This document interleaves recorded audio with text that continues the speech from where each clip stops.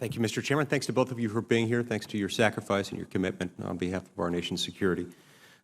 The National Commission on the Future of the Army recommended in its report earlier this year that the Army maintain 4 battalions of AH-64 Apache helicopters in the Army National Guard under the Aviation Restructuring Initiative.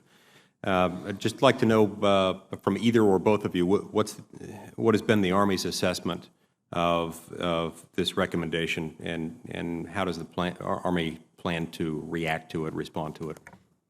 Thanks, Senator. Under the direction of the Secretary of the Army, Acting Secretary of the Army, what we've done is a very rigorous study of the 63 recommendations.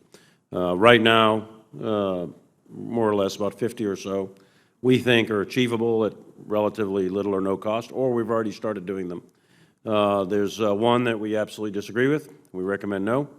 And then there's about 9, I think it is 9 others, or 10 others, that do incur some or significant cost in terms of dollars, and we're analyzing that. The one you mentioned is one of those. So we're analyzing that. What we promised the Secretary of Defense is we'd give him a written report on our recommendations on which ones we think are good to do, and of those, how would we pay for them? How would we execute, implement those recommendations? The Congress commissioned that, the commissioners, and that report will come to you after, of course, we submit it to the Secretary of Defense. So we expect to do that to the Secretary of Defense on the 15th of April. So I guess whatever that is next week, we'll get a written report. And that report also will be not only signed by the Secretary and I, it'll be signed by Frank Grass, it'll be signed by Tim Cadavy, and it'll be signed by Jeff Talley, the heads of our National Guard and Reserve. So a lot of meetings with a lot of all the stakeholders involved so we can come to what we think is our consolidated position. Thanks for that question. That's a really important priority that we're doing right now, is working through that commission. Oh, thank you, and I look forward to reviewing that when we get it, hopefully sometime next week.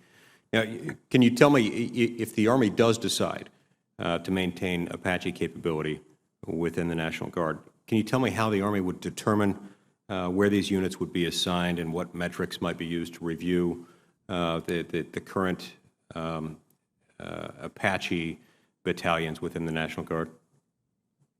Yeah, it would be Tim Cadavy and Frank Grass would analyze the needs of the Guard units, look at how they're involved in various war plans or operational plans, and where they stack in the deck of readiness, the responsiveness to the speed at which that unit has to respond, and then what active unit they might integrate into once mobilized.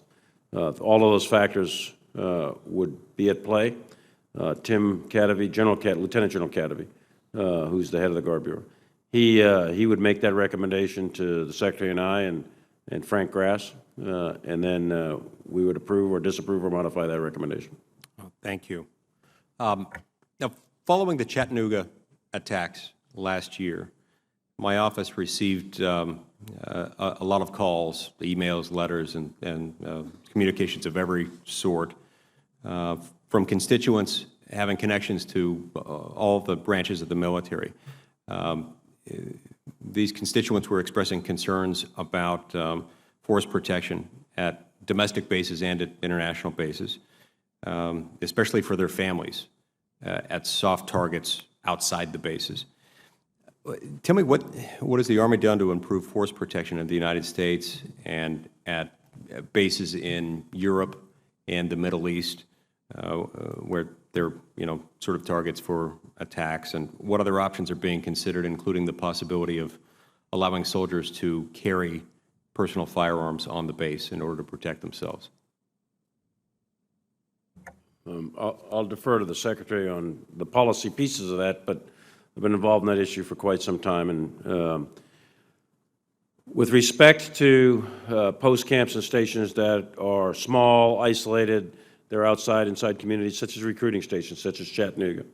The assessments are done by the local commanders. The Secretary, actually his previous Secretary, McHugh, authorized the commanders to go ahead and conduct their assessment and make a determination whether it was appropriate or not appropriate to arm them. So he delegated the authority in the assessment.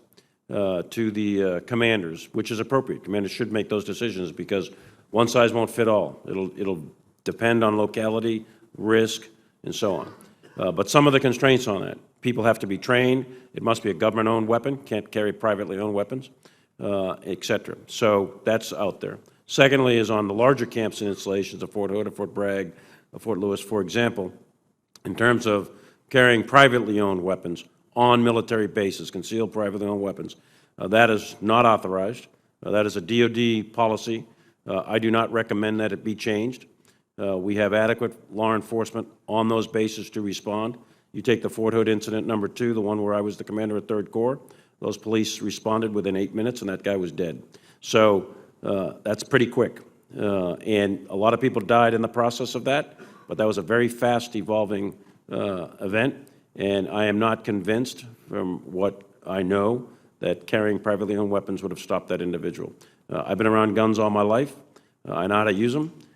And arming our people on our military bases and allowing them to carry concealed privately owned weapons, I do not recommend that as a course of action. Okay. Thank you, General. Thank you, Mr. Chairman.